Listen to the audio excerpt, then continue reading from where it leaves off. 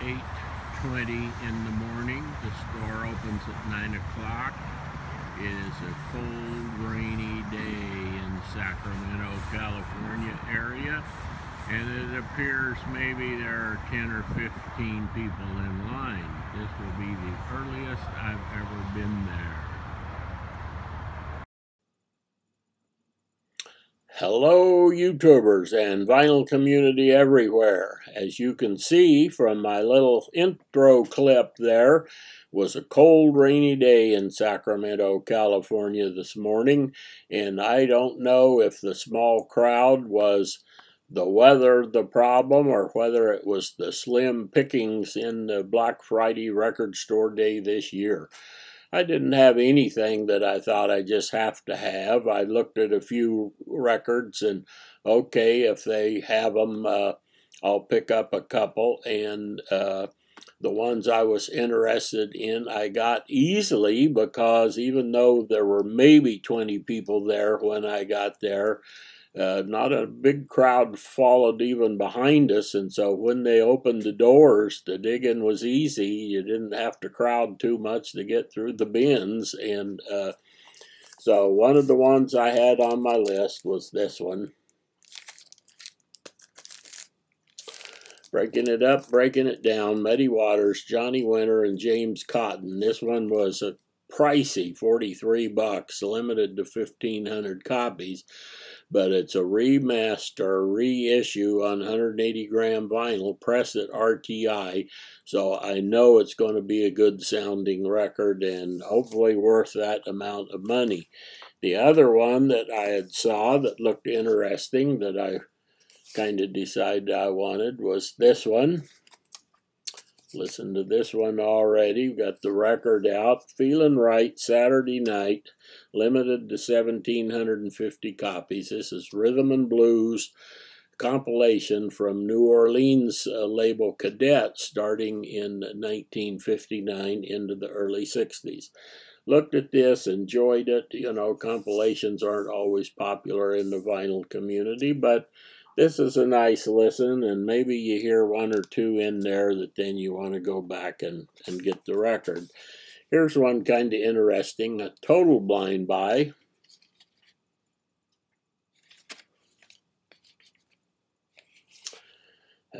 Killing Tree, The Romance of Helen Trent. And this one of the reasons I picked it up, limited to 500 copies. I figured that limited, there must be some people that want it. It said on the label here it was heavy metal. Well, if it's heavy metal, it's thrash mixed with some kind of punk, with some kind of alt rock. I listened to a couple tracks on here, and it's not bad. Comes with a decent inner sleeve, and even better, with some nice kind of a light pastel avocado green vinyl. Nice pressing, excellent sounding record. I saw on some videos I watched of record stores in the previous 2 or 3 days where they were showing what they were going to have for record store day. They showed this one, Purple Funk Volume 2, Jazz Dispensary, and this is some funk and soul compilation, and it comes on a nice colored vinyl and a nice package, and I listened to this one, and it's good. One of the things that happened at my store is that it was so uncrowded. I picked more than what I needed or thought I was going to get. I went and had breakfast and came back. There were a few people looking when I came back, so I picked up a few more records because it wasn't crowded. Here's one, another blind buy. Of course, you guys see a little bit cheesecakey cover there, but I looked at the titles. This one was limited to 1,000 copies on purple colored vinyl. It was only $25. Says rock, kind of modern alt rock. I listened to this record. I like it. And the pressing is good. The sound is good. Let's watch Vinyl Richie's video a little while ago, and he showed this record. the Muddy Waters. This was limited to 1,000, and he was saying that first Muddy Waters I picked it, they still had a bunch of them in the store when he left, but he made the comment, doesn't say Record Store Day or Black Friday or anything on here.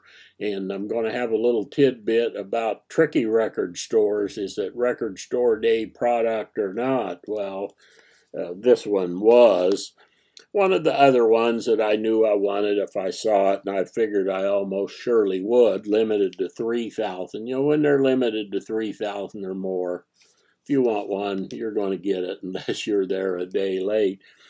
This is unreleased live performance, Ella at the Shrine. And of course, last year, my most wanted one was Ella at something, I forget what.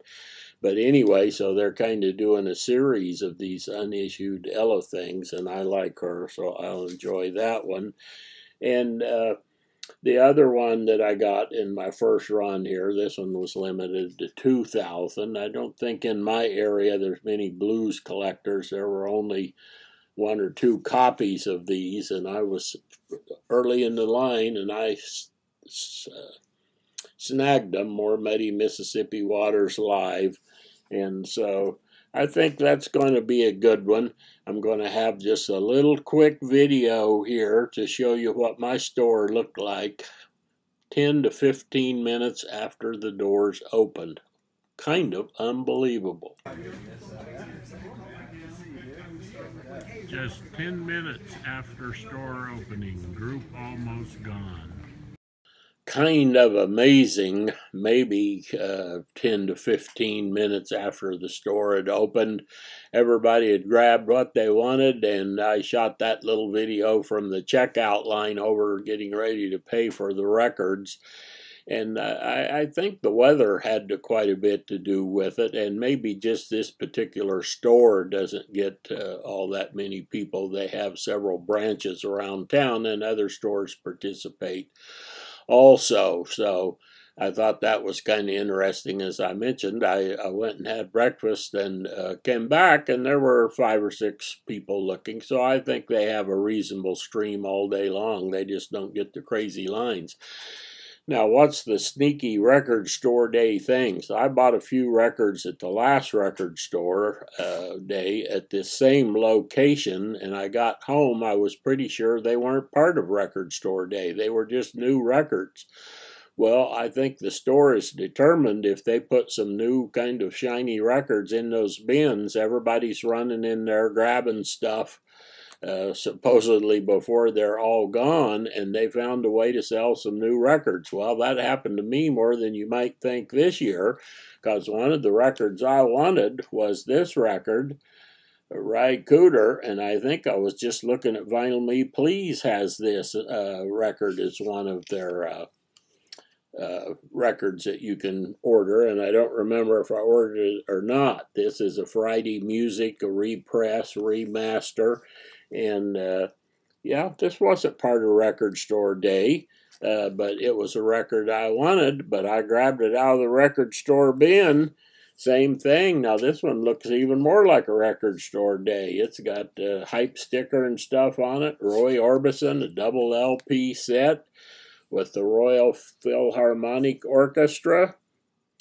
Not a record store day item, and this is more, I think, of a family money grab. I like Roy Orbison.